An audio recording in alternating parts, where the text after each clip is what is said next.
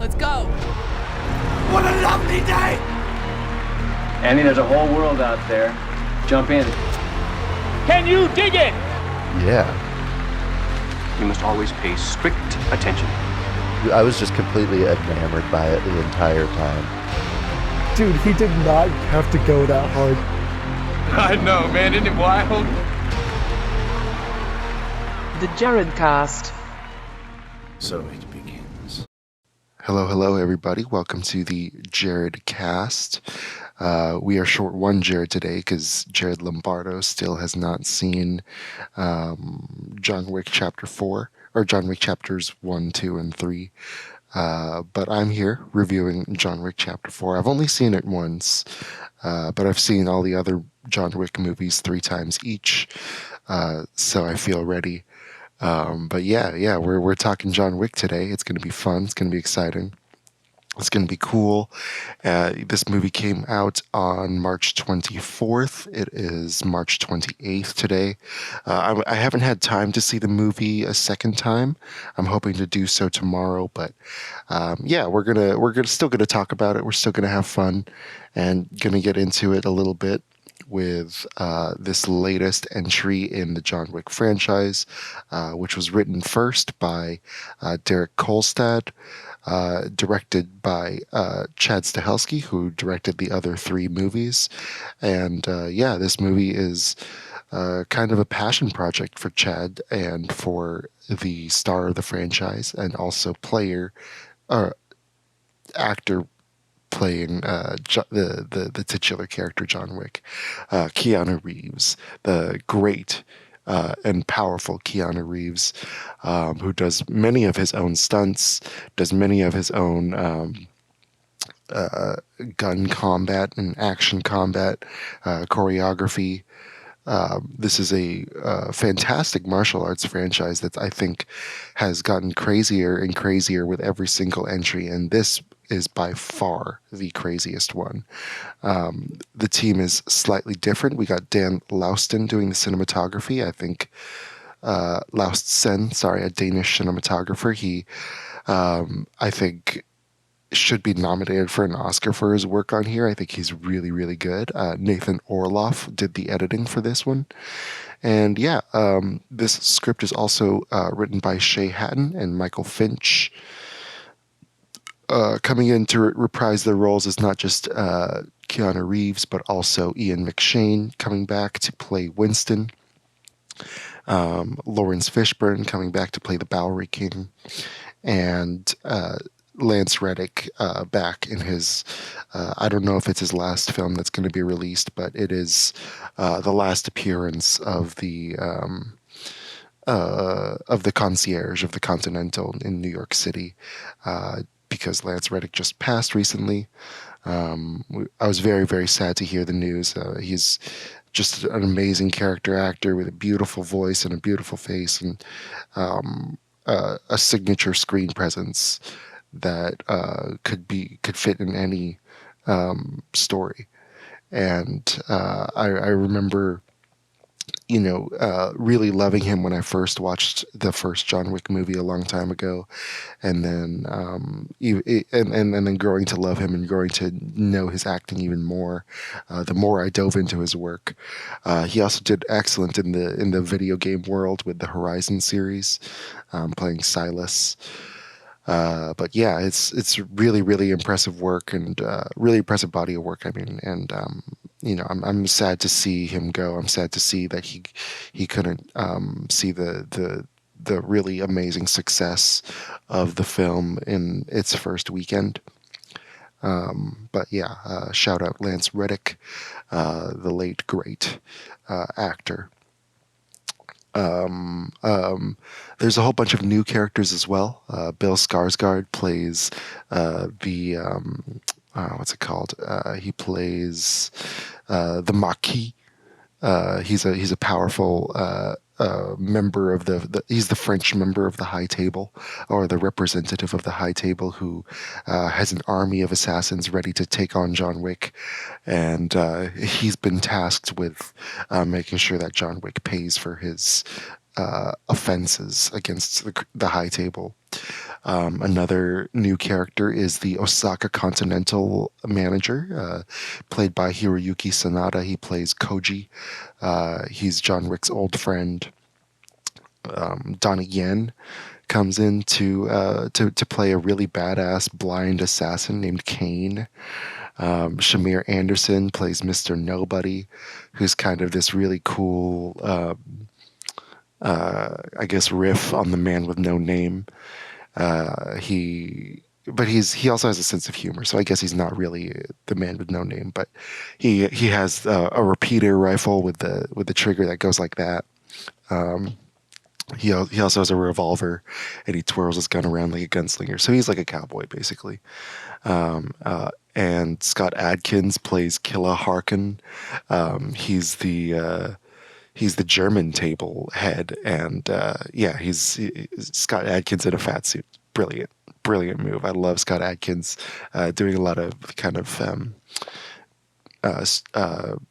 B-movie martial arts films, and he's a fantastic fighter, fantastic actor, and I'm excited to see him in something mainstream, and I'm happy to see that people really like him.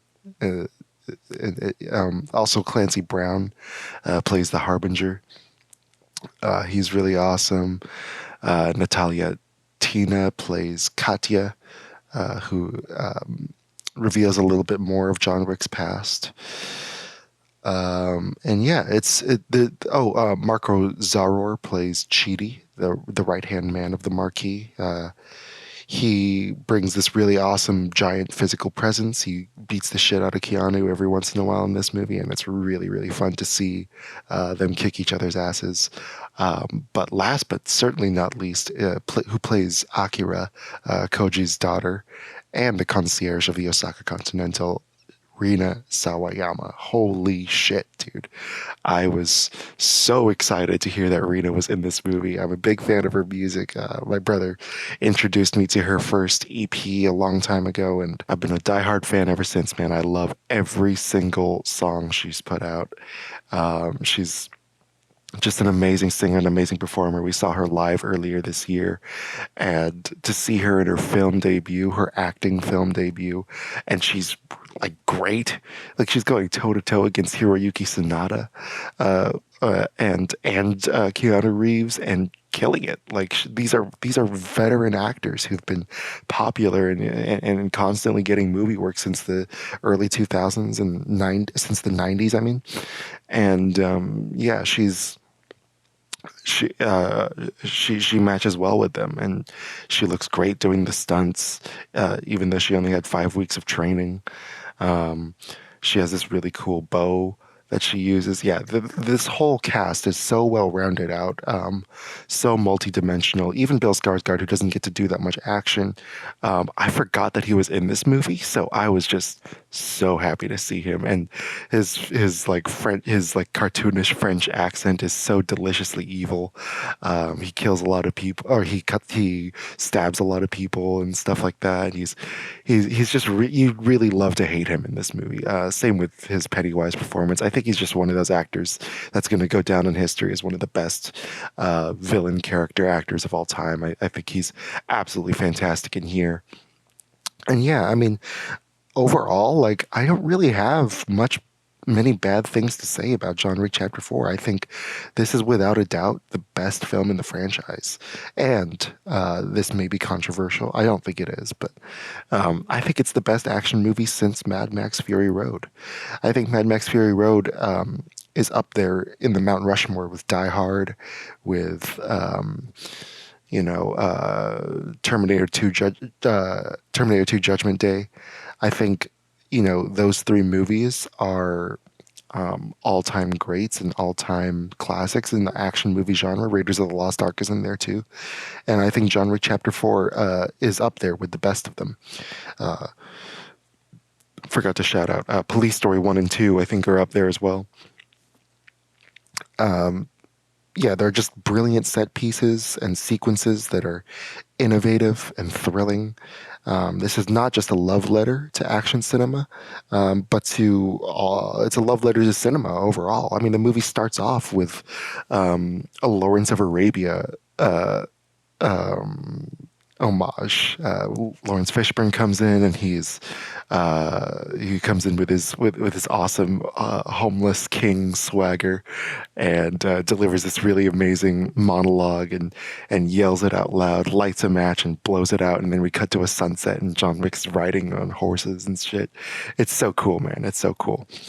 But yeah. I think, I mentioned this entire cast. I wanted to shout them out early in the episode because I think the movie and the script overall does a really good job of maximizing the talent of everyone involved. We see a lot of we get to see Scott Adkins do those high kicks that we love and those jumping kicks that we love. We get to see Hiroyuki Sanada with a samurai sword. Like this guy's been a part of my love for fictional samurai stuff since I was a child, since The Last Samurai. And Donnie Yen gets to do his really awesome kung fu stuff. He gets to do it with swagger. He gets to never mess up his hair the way he always does in his movies. Keanu Reeves is just really, really amazing at taking hits, at delivering hits. And this is probably his best performance so far as an action star. And yeah, I think it perfectly balances the thrills, the humor, the spectacle, the fun, and even the ouch factor that the action sometimes has. Like, ooh, like when I watched it on opening night on Thursday night with a full audience, and they were just having the time of their lives, man. This movie is almost 2 hours and 50 minutes long, with credits, and it flew right by. It flew right by. Nobody was feeling it. Everybody was cheering near the end of it. It was just really, really amazing. There's also I didn't think they could do it, but they really stepped up the creativity of the gun fu martial arts in here. One of my big complaints about Chapter 2 was he kind of did the same judo throw over and over again, where he disarms and rolls with them and does like a takedown, a judo takedown, jujitsu takedown, and then shoots them in the head, and then shoots someone else, and then shoots someone else. And then it kind of gets repetitive and repetitive. I do like Chapter 2. I think Chapter 2 is an amazing film still. But one thing that I really love about Chapter 3 and about Chapter 4 is that they really give a wide variety of gun kills in this one. And they do that by giving John Wick a wide variety of enemies to face. We see that the henchmen of the Marquis and the henchmen of the High Table in Japan, all these people are really, really heavily armored. They're totally bulletproof, and so it's very, very difficult to kill them. Even for John Wick, he has to work really hard for every single kill.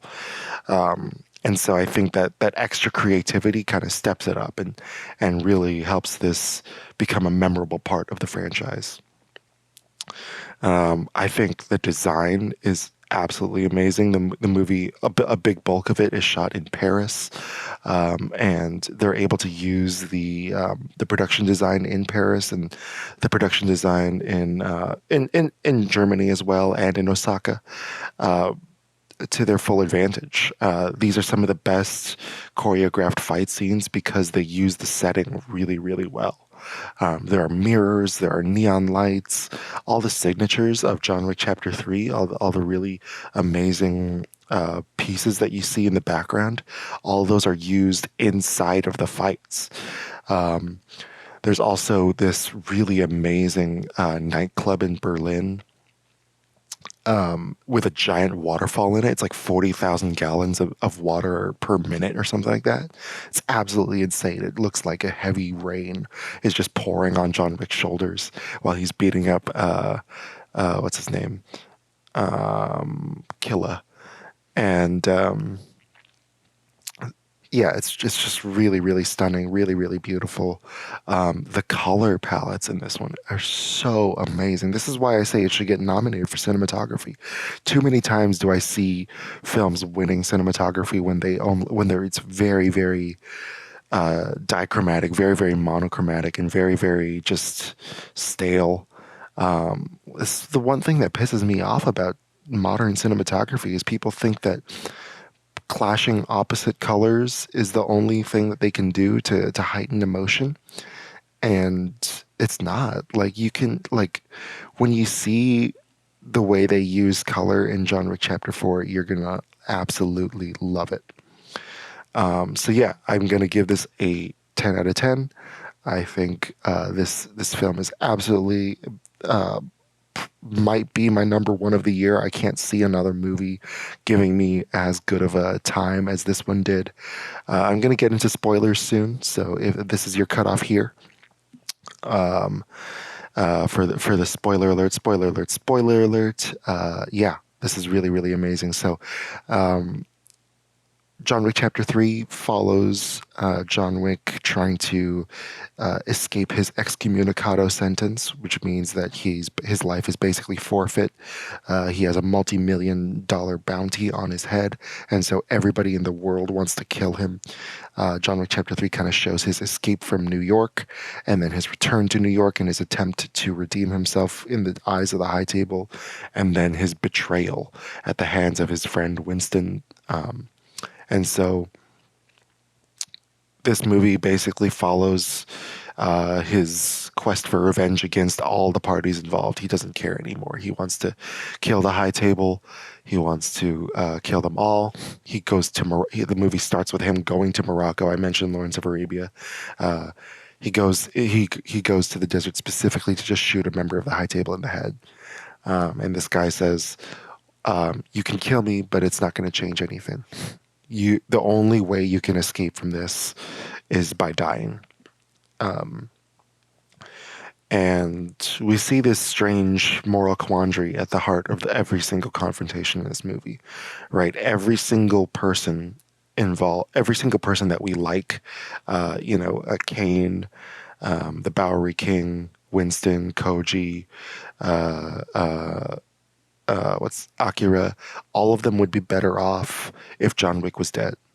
All of them would be, none of them would be suffering. None of them would be targets of the High Table because of their allegiance to John Wick. None of them would be targets if John Wick was had just given up and given himself up and accepted his fate. But we see John Wick still struggle against this fate. The reason he gives is that he wants to remember his wife Helen. He wants to live and remember her. In Chapter 3, he reveals this motivation.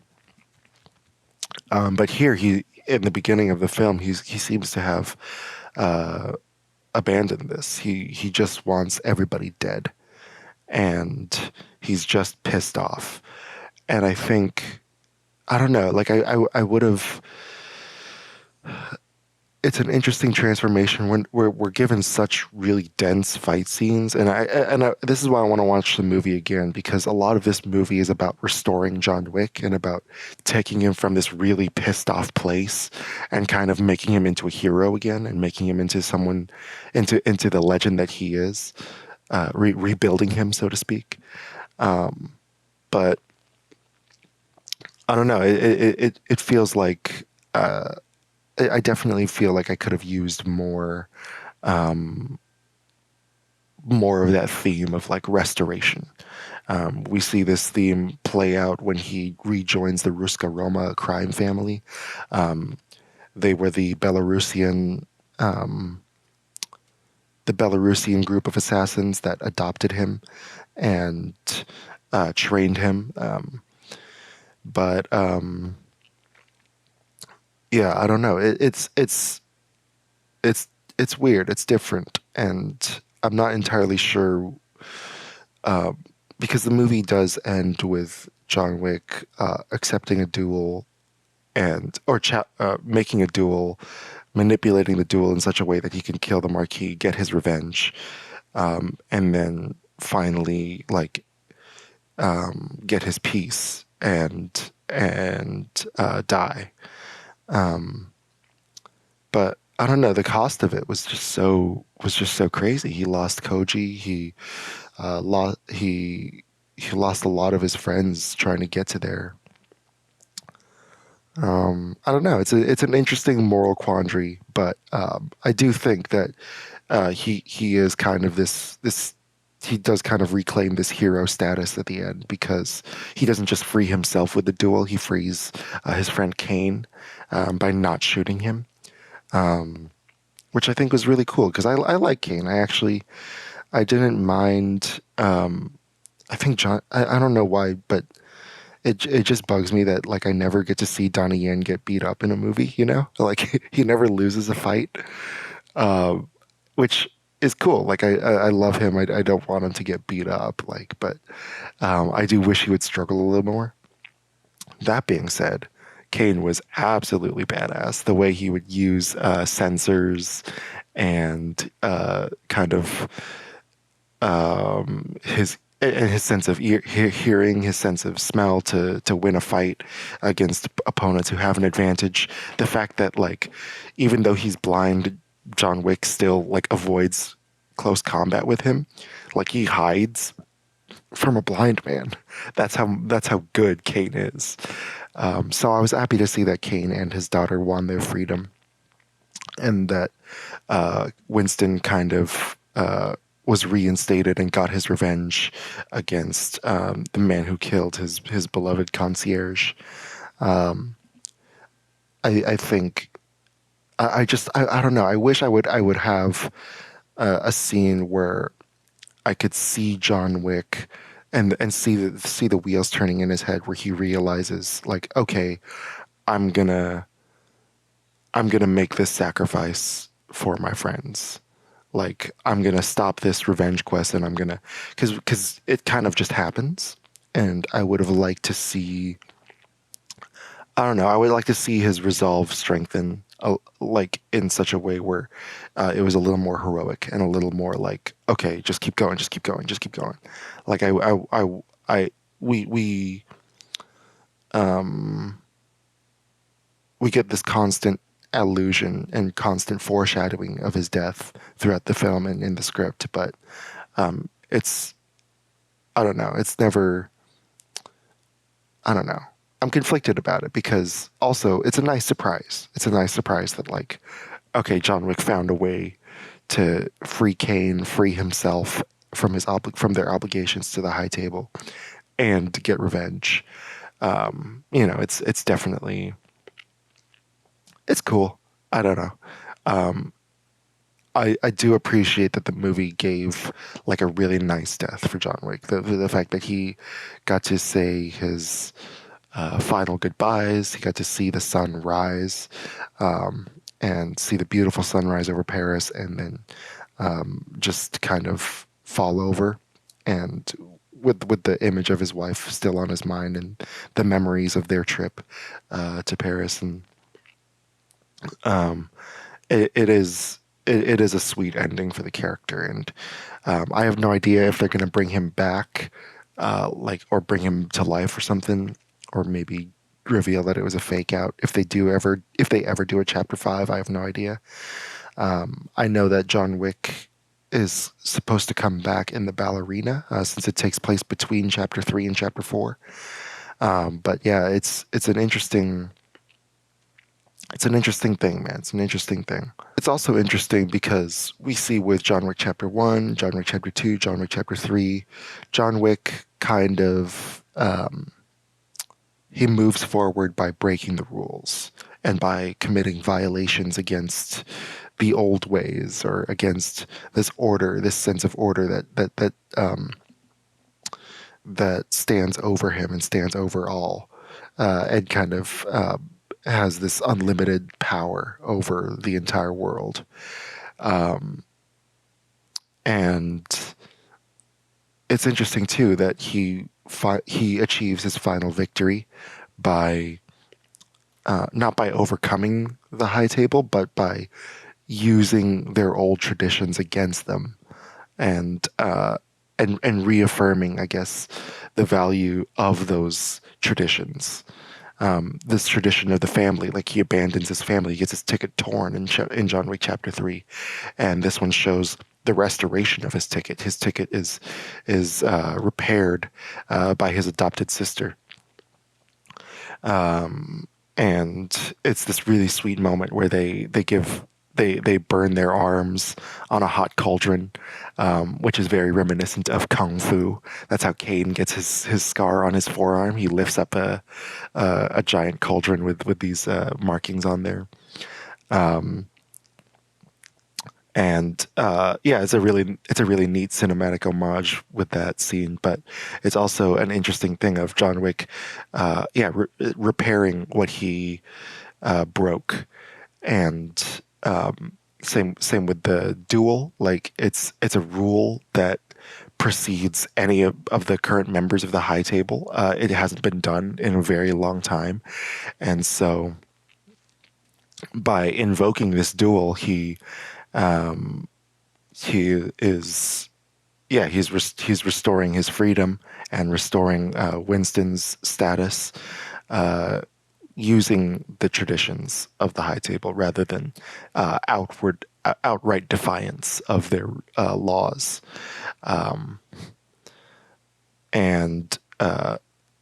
think it's also interesting because the reason the High Table even targets him in the first place is because he's a threat to this order. He's a threat to these laws, as someone who defied them and lived. And I don't know what the movie's trying to say about that by killing John Wick. You know, does that mean that these laws are, that this sense of order is supreme and that it isn't worth defying?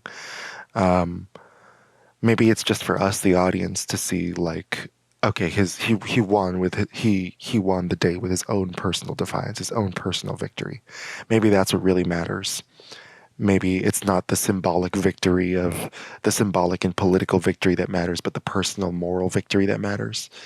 I would have to see the movie again to really clarify a lot of the themes that are in the script. This isn't, by the way, like a really, I don't think it's meant to be, you know, this really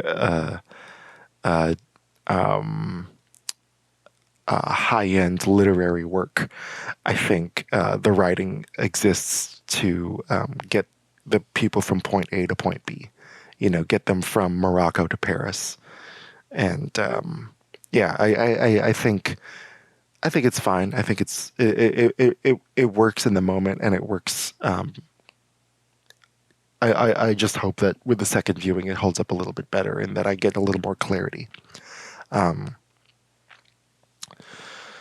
We also see the theme of friendship really pay off really well. So maybe because the theme of friendship is bigger than the other themes, like it's mentioned more in the script, maybe that means that it is about the moral victory and that the moral victory does matter more than the political.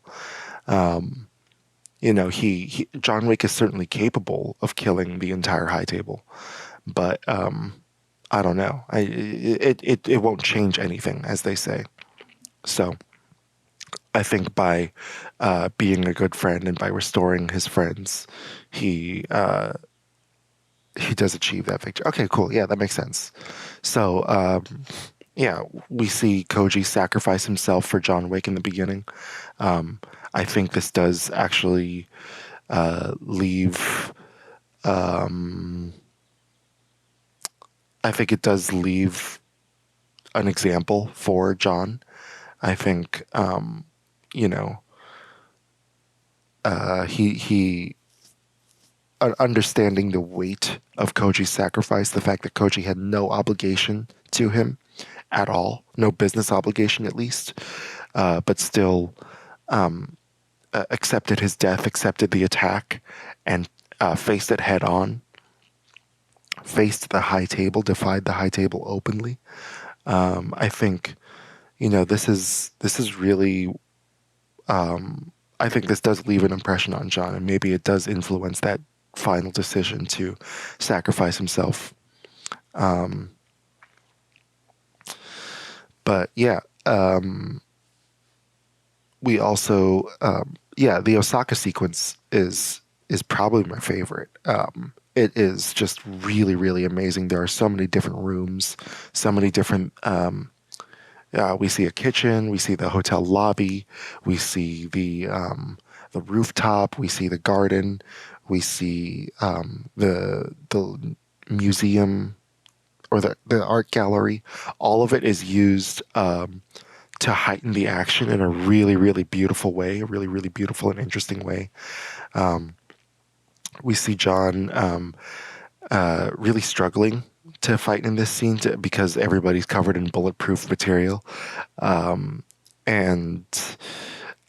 yeah, it's just so badass. It's like really cool the way they use like they take these people who have received as much training as John Wick and are wearing the same suit, the same bulletproof like two-piece suit as John Wick, but all these people are being taken down by samurai, by people with swords and bows and arrows, and it's just really, really beautifully choreographed. This is where we see Rina Sawayama, and I love her. She's so good. She's so good. The way she uses a bow and arrow in close quarter combat is believable, and it's also just, it looks really good. It looks really good. Oftentimes when I see bows and arrows, like with the Taron Egerton Robin Hood movie, they're technically, yes, it's close to what the Mongolian archers did and what the Assyrian archers did with their bows and arrows, and that's kind of how they model their archery combat in that movie. But in a medieval setting, it just doesn't work. In here, we see a very, very different style that does actually work for long range and short range combat. Really, really amazing combat sequence there. We also see, the Berlin sequence in the nightclub especially is really, really good. Again, we see Scott Adkins get to do his usual martial arts genius in a fat suit, and this really over the top kind of Bond villainy German accent. It's so brilliant. It's so fun. I love it. And I mentioned the waterfall makes it look gorgeous. There's neon lights everywhere. I forget where I heard it, but I think the neon lights are a signal for the assassins to know, like, okay, this is specifically an assassin club. Anyway, sorry. The beautiful neon really, really accentuates all of the shots, all of the hits, and all of the gunshots in the Osaka sequence and the Berlin sequence. The use of neon light doesn't just kind of color the frame. It doesn't just add nice brightness to it, but it also adds these really beautiful highlights on the characters, really beautiful backlights on them. So that and what this does is it just adds like a really beautiful variety to it, a really beautiful sense that like they put love and care and attention into every single shot, not just into the punching and the kicking and the hitting with a car. We saw a lot of great stunts with John Wick Chapter 2 and with John Wick Chapter 3 and John Wick Chapter 1. But going that extra mile and making every individual shot beautiful, every insert beautiful, like that is why I put this in like it's probably an all-time top 10 action film. I really don't see like a movie of it unless they make a John Wick Chapter 5. I really don't see like anybody else, any competitors in the action film world competing with this. I mean, we see some great kung fu in other movies, and those are in their own category. Those are great in their own category. But so there's something about John Wick Chapter 4 where it's like we have the mix of all these martial arts, all these different types of fighting, and we put love and care and attention into every single shot. I think that is just absolutely beautiful and amazing and gorgeous. And the way Killa dies is really, really cool too, where he falls head first down a staircase, and we see him hit the individual railings, so it looks extra painful. And then like actually hitting the ground head first and hearing the crunch of his neck just made the audience go ooh, and then seeing his kind of funny face when he dies, like it's perfect. It's a perfect James Bond-esque sequence, and I really, really love that they did that in the movie. I wonder if there's an extended version of this sequence, but I think it's fine anyway. After the New York, the Berlin sequence,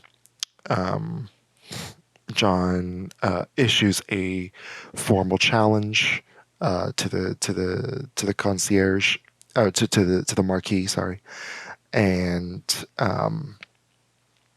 they have this beautiful, beautiful shot of them making the challenge. Each member kind of by a card.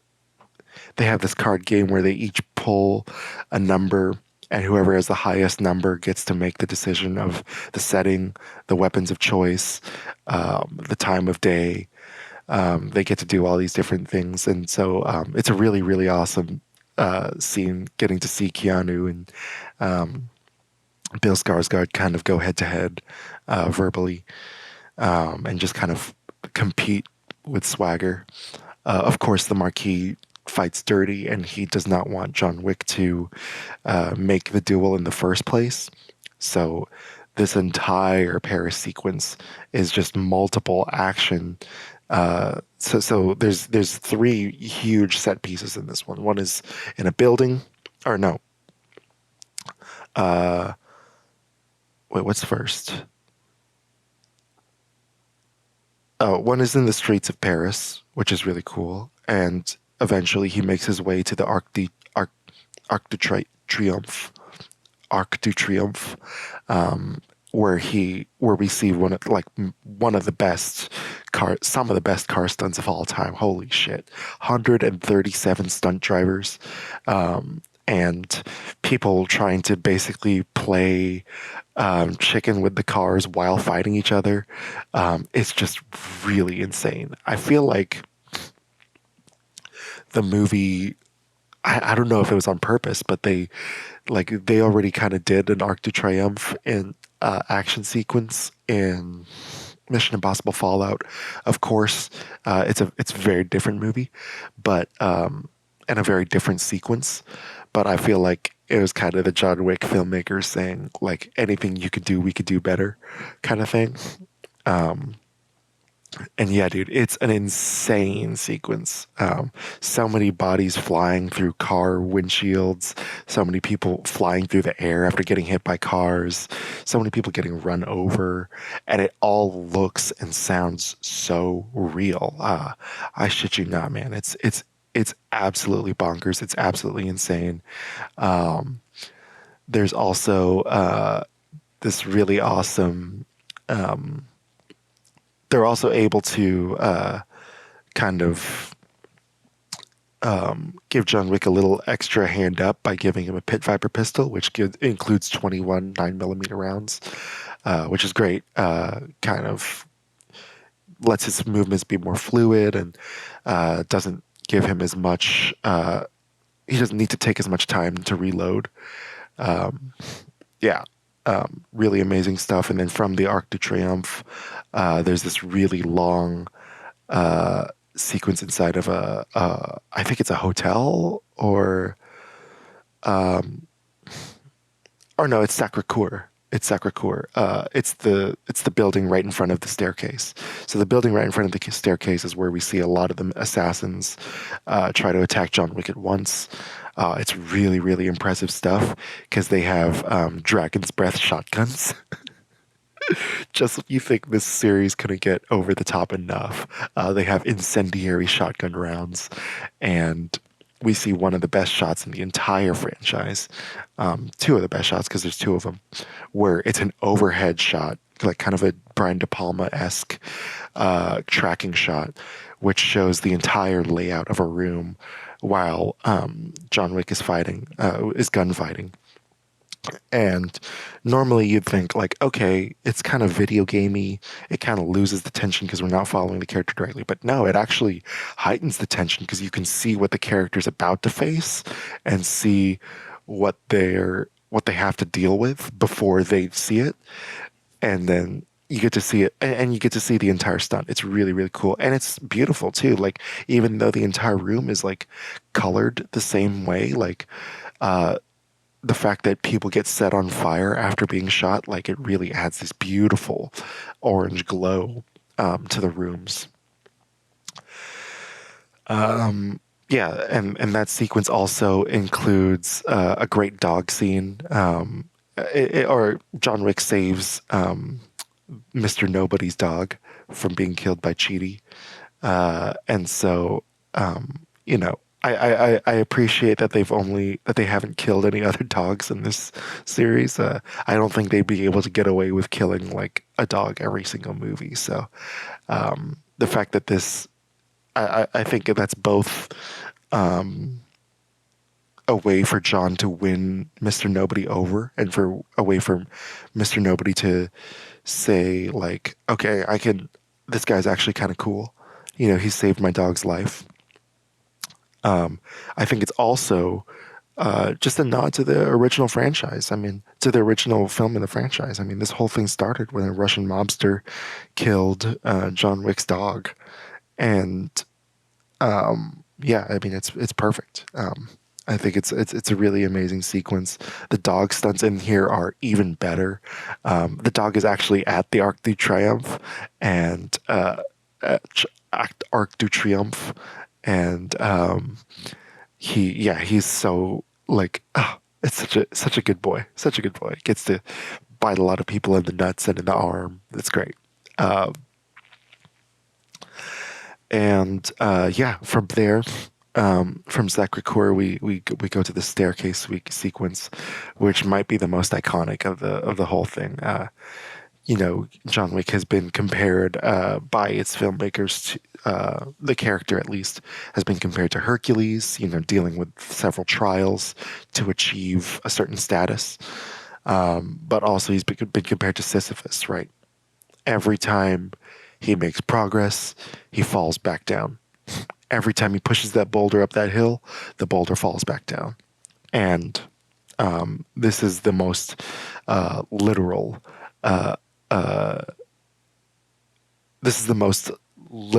depiction of that, demonstration of that. He goes up the stairs, kills dozens of assassins by himself, and then gets knocked down literally the entire way by Chidi. It's fantastic. It's so good.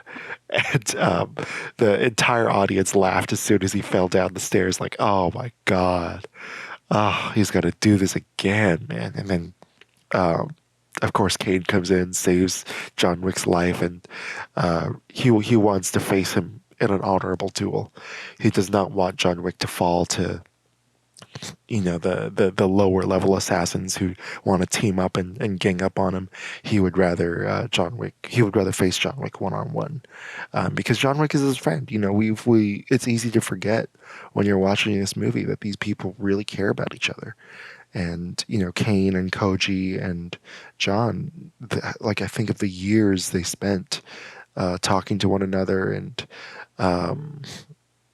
saving each other's lives. Like,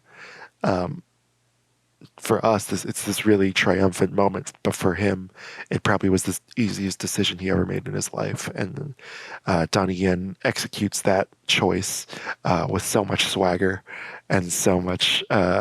he's just really cool. In that sequence, Chidi is killed by Mr. Nobody, who saves John Wick's life because John Wick saved his dog.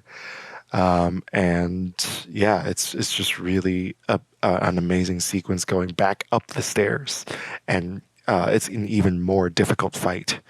And then, of course, we end with a duel, which actually I felt a lot of tension because, like, I didn't really know where they could go from there. I didn't know what they were going to do, and I was just really, really impressed. I was really, really impressed with how they ended the film. I think the Parisian sunrise was such a beautiful touch. Clancy Brown looking glaring at everybody and kind of delivering the instructions of a duel in his signature voice. It's just beautiful. It's just really, really stunning stuff. And yeah, when the Marquis gets tricked and killed by John Wick, everybody cheered. I mean, there was actual applause. There was applause when the guy when Chidi, who tried to kill the dog, when he died, there was applause, and then there was applause when the Marquis died as well. I think everybody who was in that theater was just on board with the John Wick franchise. And so it was very, very satisfying, not just because of how great that scene was executed, but not just because of the execution in that scene, but because of everybody's response to that scene immediately. And of course, the movie ends with John Wick's death, looking at the sunrise. I appreciate that. You know, a guy who's committed so much murder in his life maybe shouldn't, you know, maybe to anybody in any other franchise would probably not earn such an honorable death. But I think because his last act was one that freed his friend and restored his other friend, I think, and restored the status of his family as well. I think that John Wick earned that sunrise and earned that final memory of Helen, and earned that burial spot right next to her. I think that's kind of I think it's I keep using the word beautiful for such a violent movie, but I really do think it's beautiful. I cried a little bit. I got choked up a little bit right before the duel when he's talking to the Bowery King and Winston, or right before the Paris action sequence. He's talking to the Bowery King and Winston, and he says, they're asking what he wants on his tombstone, and he says, loving husband. That's all I want, loving husband. Yeah, it's just so good. It's so good. John Wick Chapter 4 is without a doubt a 10 out of 10 for me. I think this will go down as one of the greatest action films of all time. I think, yeah, there's been a lot of press surrounding the movie about this film kind of showing stunts behind the scenes and people actually falling downstairs while they're on fire.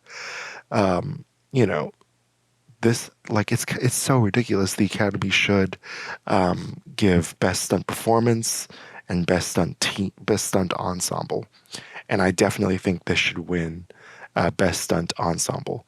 This is just the best cast, the best stunt cast I've ever seen in my entire life, besides Mad Max Fury Road. I've never seen anything better. I've never seen one that looked more authentic and more painful and more thrilling and more and still injected that classic Buster Keaton, Jackie Chan humor.